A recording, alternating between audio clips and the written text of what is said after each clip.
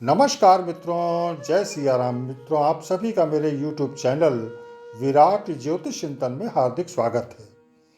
मित्रों, आज हम लोग एक बहुत महत्वपूर्ण युति की चर्चा करेंगे।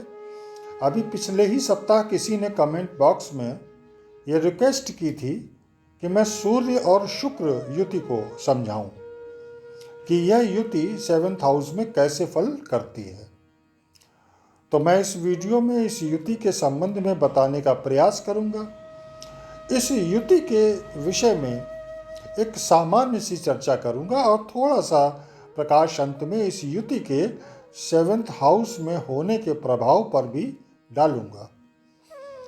देखिए मित्रों, संक्षेप में पहले सूर्य और शुक्र को समझें तो दोनों ही परस्पर विरोधी स्वभाव के हैं।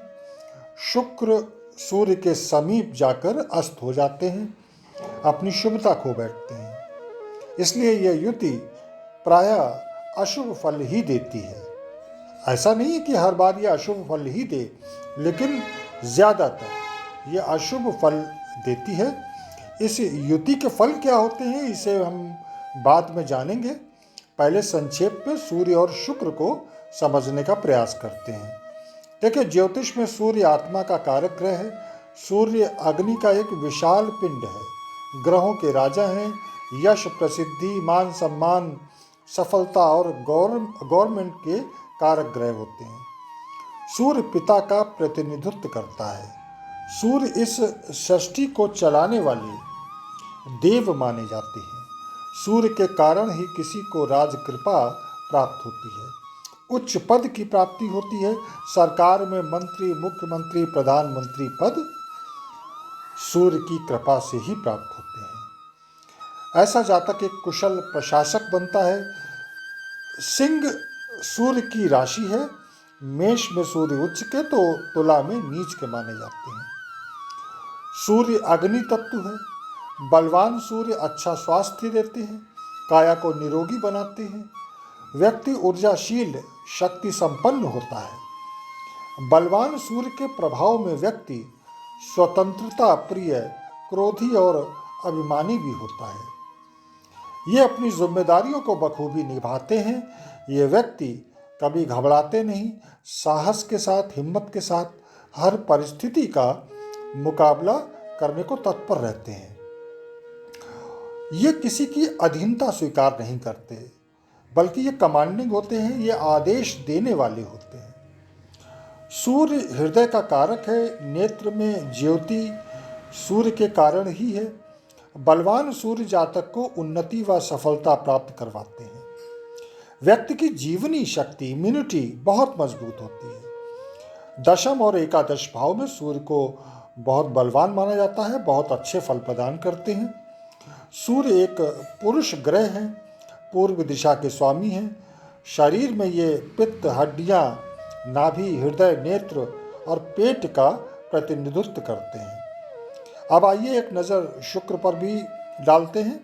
तो शुक्र एक शुभ ग्रह, नैसर्गिक शुभ ग्रह माने जाते हैं। भौतिक सुखों में भोग विलास, ललित कला, सौंदर्य, रोमांस, काम वासना, डिजाइनिंग और वैवाहिक सुख के कारक होते हैं। ये पत्नी के कारक हैं।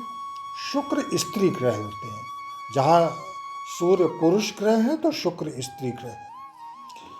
दैत्य गुरु शुक्राचार्य का संबंध शुक्र ग्रह से जोड़ा जाता है। ज्योतिष में शुक्र का विशेष महत्व है, क्योंकि वैभवशाली जीवन, भोग विलास किसे पसंद नहीं। सूर्य इनके शत्रु होते हैं। शुक्र को कामुकता, प्रजनन क्षमता का कारक ग्रह माना गया है। पुरुष कुंडली में यह पत्नी का, वीर का प्रतिनिधित्व करते हैं। सुंदर नेत्र, नेत्रों की खूबसूरती शुक्र से ही होती है। कला, संगीत, नृत्य जैसी कलात्मक क्षमता, प्रतिभा शुक्र से ही आती है। वृषभ और तुला इनकी स्वराशियां हैं। मीन में उच्च के तो कन्या राशि में ये नीच के हो जाते हैं। शुक्र के कारण ही भौतिक सुख सुविधा प्राप्त होती है। शुक्र दक्षिण पूर्व दिशा के स्वामी हैं, जलीय प्रकृति है, श्वेत वर्ण है, ये कफ प्रधान है, रजोगुणी है। शुक्र के प्रभाव से जातक बहुत सुंदर होता है और वैभवशाली जीवन जीता है। उसका वैवाहिक जीवन सुखद होता है। शुक्र गर्भाशय अंडाशय का भी कारक है। प्रजनन प्रणाली का कारक शुक्र ही है। कमजोर शुक्र जननांगों से संबंधित समस्या दे सकते हैं।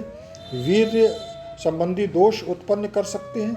श्वेत व रक्त प्रदर, शुगर व कमजोर प्रजनन क्षमता आदि जैसी समस्याएं शुक्र उत्पन्न कर सकते हैं जब ये कमजोर होकर बैठते हैं कुंडली में। अब आइए मित्रों, बात करते हैं सूर्य शुक्र युति के प्रभावों की। जैसा मैंने आपको बताया कि ये दो विरोधी ग्रहों की युति है, इसलिए प्रायः अशुभकारी ही होती है। कभी कभी ये अच्छे भी रिजल्ट्स देती है। ये डिपेंड करता है कि कुंडली में किन भावों में, किन राशि में और किस डिग्री पे ये युति हो रही है। तो देखिए, शुक्र चूंकि विवाहिक सुख से संबंधित ग्रह है, इसलिए अंशों के आधार पर दोनों की निकटता विवाह में समस्याएं उत्पन्न करती है। वैवाहिक सुख क्षीण हो सकता है, विवाह विलंब से हो सकता है या वैवाहिक संबंध टूट सकते हैं। स्त्री जातक के चार्ट में यह युति गायनी प्रॉब्लम्स दे सकती है। जातिका क्रोधी और जिद्दी स्वभाव की, अहंकारी हो सकती है। पुरुष कुंडली में चूंकि शुक्र स्त्री कारक है, इसलिए पत्नी क्रोधी स्वभाव की हो सकती है। वैवाहिक जीवन खराब होता है। विवाह विलंब से भी हो सकता है या फिर पत्नी बीमार हो सकती है, मतलब उसे कोई ना कोई रोग लगा रह सकता है। शुक्र अंशों में यदि सूर्य से अधिक है तो जातक के पिता को जातक के जन्म के बाद धन लाभ होता है और जातक के पिता वैभवशाली सुख सुविधा संपन्न जीवन जीते हैं। ये युति मित्रों अशुभ भावों में अगर है तो फिर चारित्रिक दोष भी उत्पन्न कर सकती है।